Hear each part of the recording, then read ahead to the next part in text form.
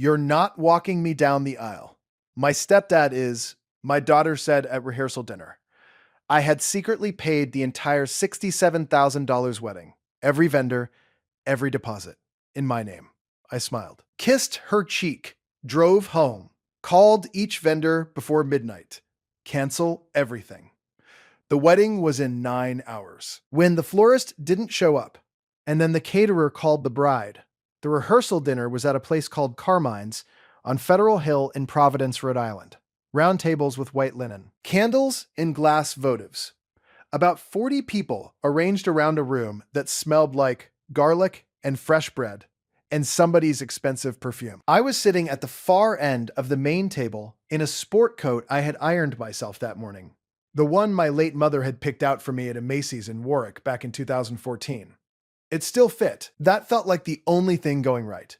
My daughter Nadia was standing near the window with her fiancé, Marcus Webb, 29 years old, sales manager at a medical device company in Boston. He had good teeth and a firm handshake and had never, not once in 3 years of knowing him, asked me a single question about my life. Not one. But I liked that Nadia was happy, or seemed happy, and I had learned to count that as enough. Father Tom Callahan, the priest from St. Anthony's who was marrying them, had just cleared his throat to begin the walkthrough. He was 71 years old, a small man with white hair and reading glasses he kept losing on top of his own head. He explained that tomorrow's ceremony would begin at 1 in the afternoon. He talked about the processional order.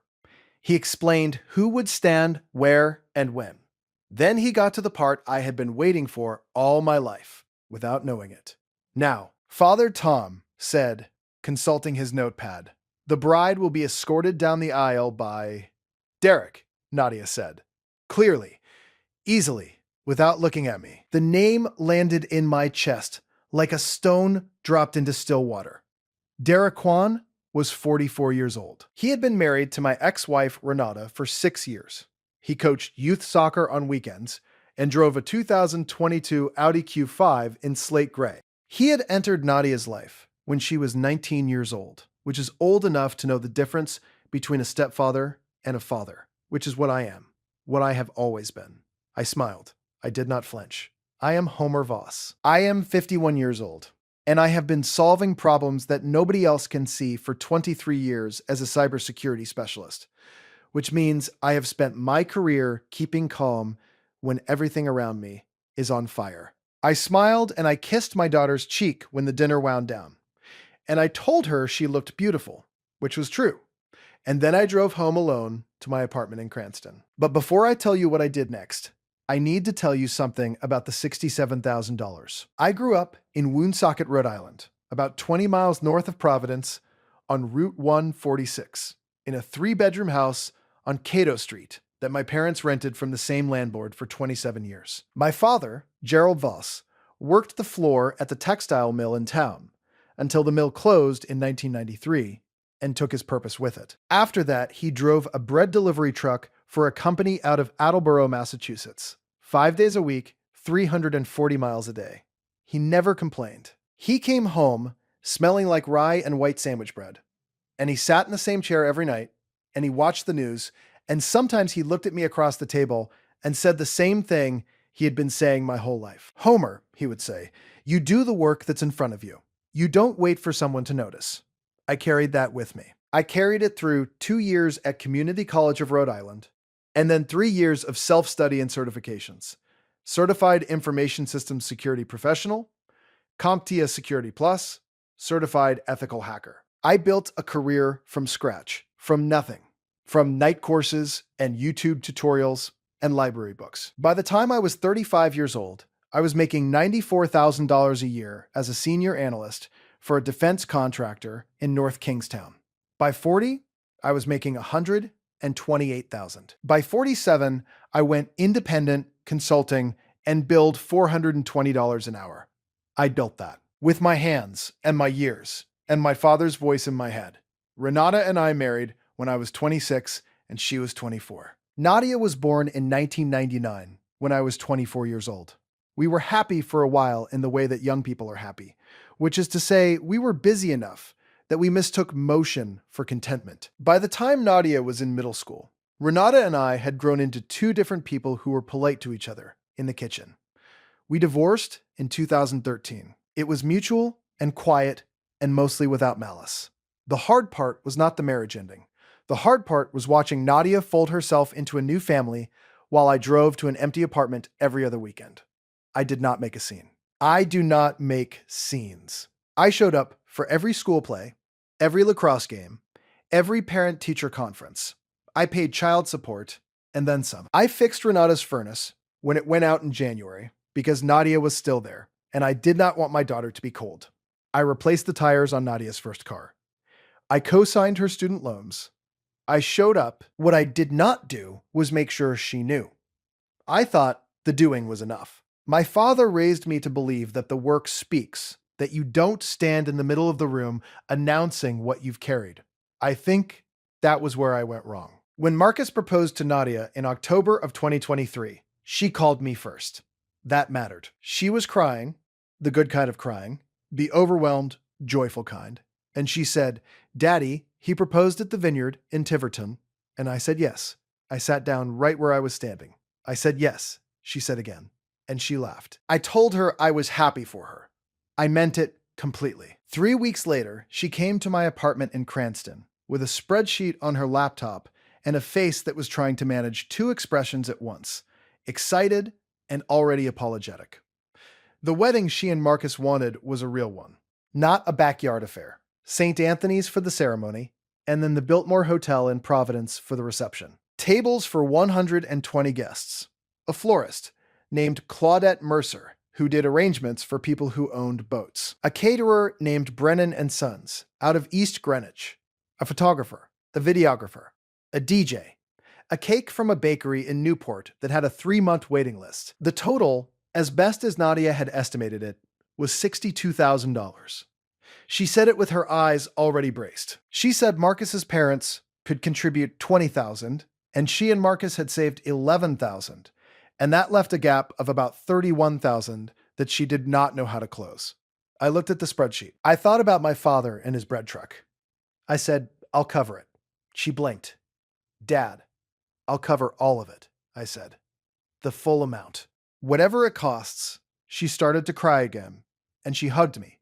And she smelled like the same shampoo she had used since she was 16 years old. Coconut and something floral. And I held on for an extra second. What I did not tell her was the full picture. I paid $67,420 for that wedding. Every deposit, every final payment, every vendor contract was in my name. Homer Gerald Voss, with my billing address in Cranston, and my personal email and my cell phone number as the primary contact. I had insisted on that, not to control anything, but because I was the one responsible, and I handle what I am responsible for. That is how I was built. I told myself I was doing it for Nadia. That was completely true. I told myself I expected nothing in return. That was mostly true. What I did not examine too closely in the months leading up to the wedding was the small, quiet part of me that assumed, without ever saying it aloud, that walking my daughter down the aisle on her wedding day was simply what would happen, not because anyone had promised it, but because I am her father. Because I had been her father every day of her life, including all the days when it was inconvenient and expensive and lonely. Derek Kwan had been in her life for 6 years. I had been there for 24. But I had not said it. I had not asked. I had not made sure she knew I wanted it. So when she said his name across that rehearsal dinner table, I had no one to blame but the silence I had chosen. I drove home on Route 10 from Federal Hill, windows down, November air cold and sharp. The city lights of Providence were in my rearview mirror. I parked in my spot outside my building, Unit 212, second floor, a place I had rented for 4 years that had a view of a parking structure and a CVS pharmacy. I sat in my car for 12 minutes. Then I went inside, sat down at my kitchen table, and opened my laptop. I am a cybersecurity specialist. My entire professional life is built on one foundational skill: seeing systems clearly without emotion and understanding exactly how they work and exactly what it costs to undo them. I pulled up every vendor contract, Claudette Mercer, Floral Design, Brennan and Sons Catering. Encore Event Photography, run by a man named Philip Reyes. Diamond Sound Entertainment, the DJ company. The Biltmore Ballroom Deposit, the Newport Cake Studio, the hair and makeup company, Bellissima Bridal, out of Cranston. Every single one of those contracts had my name on them. My credit card, my phone number, my email address as the primary point of contact. Every single cancellation clause was the same.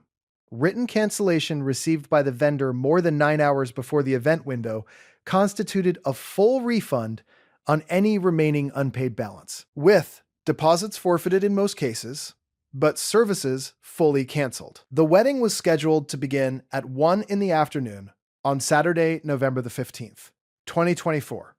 It was currently 11:47 at night on Friday, November the 14th. I had approximately 1 hour and 13 minutes to cancel within the 9-hour window. I want to be precise here. I did not feel rage. I want you to understand that. I have felt rage before, and this was not it. What I felt was something older and quieter, something that had been building in my chest for 20 years, maybe longer, some accumulation of all the times I had done the work without announcing it and waited for someone to notice, and told myself that the waiting was noble. My father's voice was in my head. You do the work that's in front of you. I picked up my phone. It was 11:49 in the evening. I called Claudette Mercer first because the floral contract was the largest single outstanding amount. $14,200 in remaining payments that I had not yet released. She answered on the third ring, which surprised me. Her voice was groggy but not alarmed. The voice of a woman who had learned to answer calls from anxious clients at any hour. Claudette, I said, this is Homer Voss.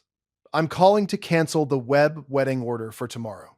Silence. Mr. Voss, she said slowly, do you understand that the arrangements are partially assembled? I have staff coming in at 5 in the morning.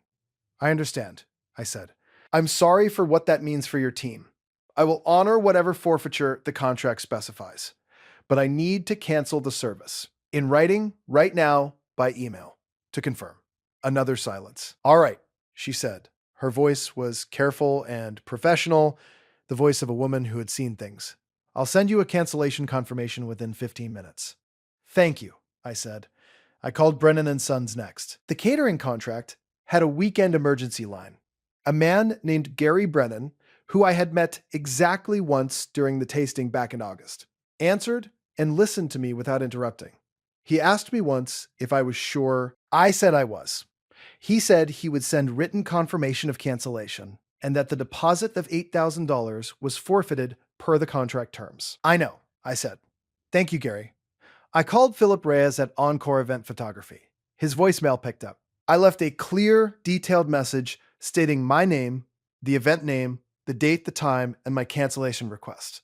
And I followed it immediately with an email using the exact cancellation language from the contract. I called Diamond Sound Entertainment. I called Bellissima Bridal. I called the Newport Cake Studio, which had an after-hours number on their website that I would not have expected to work, and that a very confused young woman answered at 12:18 in the morning. By 12:37 in the morning on Saturday, November the 15th, 2024, I had contacted every vendor. I had email confirmation from 4 of them already, and voicemail records, plus sent emails for the other 3. I closed my laptop. I sat at my kitchen table in the quiet of my apartment, and I listened to the sound of the CVS sign buzzing faintly through my window. Then I went to bed. I am a man who can sleep when the work is done. My father was the same way. What I did not anticipate, and should have, was the timeline of discovery.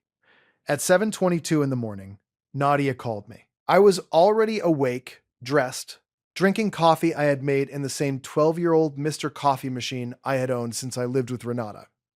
I looked at my phone. I let it ring 4 times. Then I answered. Dad. Her voice was strange, tight. Claudette just called me. Okay, I said. She said the flowers are canceled. She said you canceled them last night, at midnight. I did, I said. The silence that followed was the longest I had ever experienced with my daughter. Dad, she said again. I paid for the wedding, Nadia. I said, every vendor, every contract, my name, my account, my money. $67,500. $420. I know that, she said. Her voice was starting to shake. I know you paid. I canceled it. I said, I'm sorry. I didn't do it to hurt you. I did it because I didn't know what else to do. She made a sound I had not heard from her since she was very small. Not crying exactly. Something that was trying not to become crying. The caterer called me 20 minutes ago, she said. The cake studio just texted Marcus. Dad, the wedding is in 6 hours. I know, I said. I heard her breathing. I heard in the background the sound of voices. Marcus, maybe Renata, maybe Derek. Why? She said. It came out very small, just the one word. And I told her because she asked, and because I am not a man who hides from the question when it finally arrives. Because I have been your father for 24 years, I said. I have been there for every year of your life. I don't say that to make you feel guilty. I say it because it is true, and because it is the only true thing I know how to stand on right now. And last night, you told a room full of people that Derek Kwan is going to walk you down the aisle. And you didn't ask me, you didn't tell me, you just said his name, like it was already decided, like I wasn't in the room. She didn't say anything. I'm not asking you to change it, I said. You have the right to make that choice, but I had the right to know. And now everything is canceled because I am the one who paid for everything and I did not know what else to do with what I was feeling at midnight. Her voice, when it came, was barely there. Daddy, she said. That word undid me in a way I had not expected. I need you to come here, she said. Please, right now. Please come. The Biltmore Hotel is on Dorrance Street in downtown Providence, about 12 minutes from my apartment on a Saturday morning, with light traffic. I drove the 12 minutes in my 2019 Subaru Outback, with the heat on low and the radio off. I parked in the garage on Washington Street and walked through the November air, which was cold and gray and smelled like the harbor.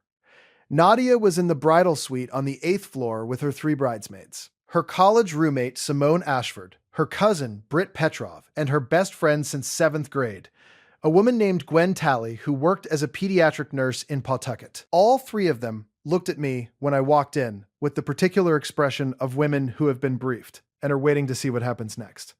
Nadia was sitting on the edge of the bed in a hotel robe, her hair half done. She looked young. She looked exactly like she had looked the morning of her first day of high school, which is the particular kind of thing that only a father carries. She stood up when she saw me. I shouldn't have said it like that, she said immediately. At the dinner, in front of everyone, I should have talked to you first. You should have, I agreed. I talked to Mom about it. She said you wouldn't mind. She said you'd understand. I processed that for a moment. Your mother, I said carefully, has not always known what I mind. Nadia's face moved in a way that told me she heard more in that sentence than I had put there. I don't want Derek to walk me down the aisle, she said. I mean, I love Derek. He's been good to Mom, and he's been kind to me, but he's not. She stopped. He didn't sit in the parking lot of every lacrosse game for 3 years. He didn't drive to Worcester at 11 at night when I called him crying after the Reese thing. Reese Hartley, a boy she had been in love with at 19. She had called me from a dorm parking lot, barely able to talk. I had driven 70 miles on a Monday night to sit with her in a Dunkin' parking lot on Route 9 for 2 hours. He's not you, she said. Then why? I said. She looked at her hands. Marcus's family is very traditional, she said. His mother, Patricia. She said it looks better. She said she said he presents better. Nadia looked up at me, and I saw exactly what she could not say. Derek Kwan is well-dressed and drives a new Audi and lives in a 4-bedroom house in Barrington. I am a man in an ironed blazer from a Macy's sale who lives in a rental in Cranston and drinks coffee from a 12-year-old machine. I am her father. But I did not present well to Patricia Webb. Something moved through me then that I can only describe as clarity, not anger. Clarity. The kind that comes after the system has been fully analyzed and you finally understand every component. I need to make some phone calls, I said. I spent the next 2 hours making calls. Not to undo what I had done. Some of that could not be undone. The deposit money was gone. The floral arrangements that Claudette had already partially assembled were disassembled. The cake, which had been made and boxed and ready for delivery, was no longer coming. But what I could reach, I reached. Claudette Mercer answered my second call of that morning at 8:51, and I said, "Claudette, I made a mistake. I need to know what's possible." She was quiet for a long time. "Mr. Voss," she said, "I have 60% of the arrangements done. My team is already here because we came in early. I cannot get you the full order, but I can get you something." "What would it cost?" I said. She told me. I said yes immediately. Gary Brennan at the catering company did not answer his phone. I called 3 times. On the 4th call, his wife answered and told me Gary had already sent his crew home and the food that had been prepared was being donated to a shelter in Cranston. I said I understood. I thanked her. I meant it. The wedding, at 1 in the afternoon, would have no caterer. I called the hotel directly. I asked for the events coordinator on duty, a young man named Sebastian Cruz, who sounded like he had been awake since 4 in the morning and had already handled 2 emergencies before mine. I explained the situation plainly.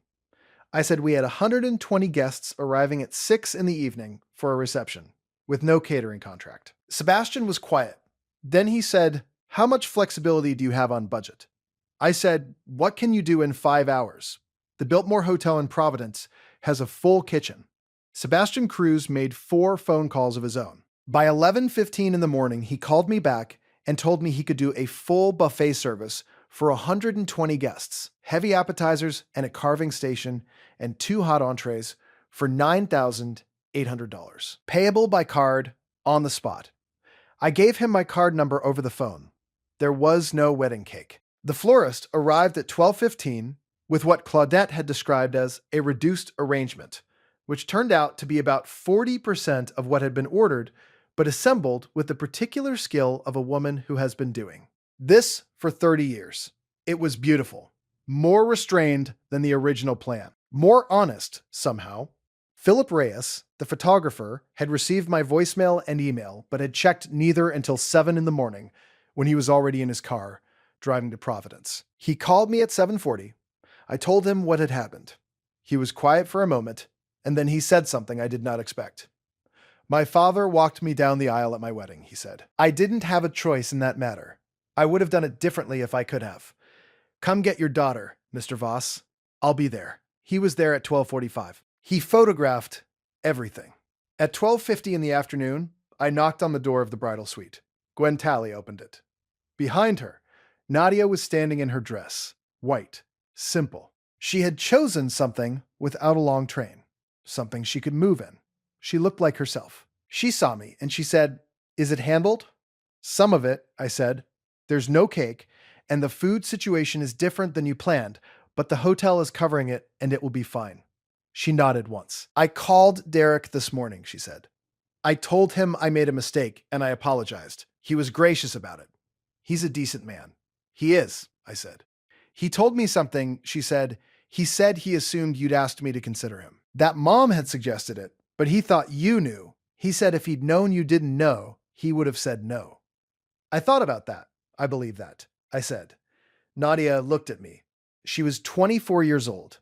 She was wearing her grandmother's pearl earrings, my mother's earrings, which Nadia had asked for 2 years ago, and which I had driven to a safe deposit box in Woonsocket to retrieve. "Dad," she said, "will you walk me down the aisle?" I did not cry. Homer Voss is not a man who cries in hotel hallways. I said, "Yes." The ceremony at St. Anthony's lasted 40 minutes. Father Tom Callahan, who had been told nothing about the morning's events, and proceeded with the serene confidence of a man who has married 600 people and has seen everything, delivered a homily about love as a practice rather than a feeling, which struck me as exactly right. I walked my daughter down the aisle. I put her hand in Marcus Webb's hand. I looked at Marcus and I said quietly, so that only he could hear it, "She has never needed anyone to take care of her, but she has always needed people who show up. Be someone who shows up." He nodded. He looked like he meant it. The reception at the Biltmore was not what Nadia had planned. The flowers were fewer, and the food was different, and there was no cake, which Gwen Talley solved at 9:30 that evening by sending her fiancé to a grocery store in Providence that was open late and returning with 4 different store-bought cakes that she arranged on a table with white napkins, and printed out a small sign that said, "The best part," and everyone laughed and cut into them with genuine happiness. I sat at a table near the back with my brother Ray Voss, who is 47 and works as a facilities manager in Warwick, and his wife Donna, and we drank the Biltmore's house wine and watched Nadia dance with Marcus and with Renata and with Derek, and eventually, for a long time, with me. She put her head on my shoulder during the last song. She smelled like coconut and something floral. She said, "You canceled everything at midnight." "I did," I said. "That's the most dramatic thing you've ever done." "Probably," I said. "Don't do it again." "I won't," I said. It is now the 3rd of July, 2025. Nadia and Marcus are in their apartment in Boston, and they are expecting their first child in February. She called me 2 weeks ago to tell me, and I sat down in the same kitchen chair where I had opened my laptop on that November night, and I felt the room shift around me. My father, Gerald Voss, died in the spring of 2018, in a bedroom in Woonsocket with the window open and the sound of the neighborhood coming in. He never saw me walk Nadia down the aisle. He never sat at a table in the Biltmore and drank wine and watched his granddaughter dance. But he said something to me in the last good week before the end that I have thought about every day since. I was sitting next to his bed, and he was looking out the window, and after a long quiet, he said, "Homer, you always did the work. I want you to know I saw it." 8 words. I saw it. I have been thinking about what it costs a person to do the work without being seen. The years of it. The accumulated weight of presence without acknowledgement. I did not cancel that wedding because I was petty. I canceled it because $67,000 and 24 years of showing up had not been enough to earn the assumption that I would be the one standing at the end of that aisle. And the truth, the full truth, is that it had never been Nadia's fault. She had not learned to see what had not been named. I was raised by a man who believed the work speaks for itself, and I raised my daughter in the echo of that belief, which meant she grew up watching me do everything and hearing me say almost nothing about what it meant to me or what I needed. Derek Kwan had been present and expressive and engaged. He had said the words I had thought were unnecessary. He had occupied the emotional space I had quietly decided it was beneath me to claim. That was my mistake. Not the $67,000. Not the midnight phone calls. The 24 years of silence about what I wanted. My daughter needed to hear me say, "I want to walk you down the aisle." 3 words. I want to. That is all it would have taken. I have a framed photograph now on the wall of my apartment in Cranston. Philip Reyes sent me a print without charging extra. It is the moment just before we reach the altar, Nadia's arm in mine, both of us looking forward. My blazer, the one my mother picked out. Her grandmother's pearl earrings. The reduced floral arrangements. In the background, white and spare and honest. I look at it every morning when I make my coffee.